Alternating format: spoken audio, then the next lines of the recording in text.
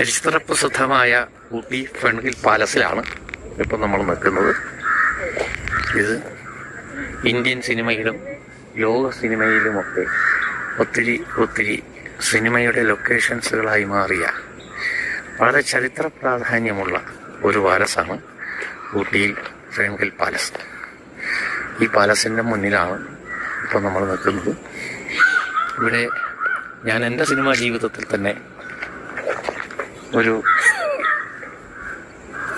10ഓളം സിനിമകൾ ഇവിടെ ഷൂട്ട് ചെയ്തിട്ടുണ്ട്. ഇപ്പോഴും ഇവിടെ സിനിമ ഷൂട്ടിങ്ങുകളുടെ നല്ല തിരക്കിലാണ്. എന്നും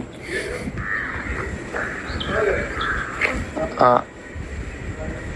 ഒരു എന്താ പറയുക വൈബ് ഫൺഹിൽ പാലസിനുണ്ട്.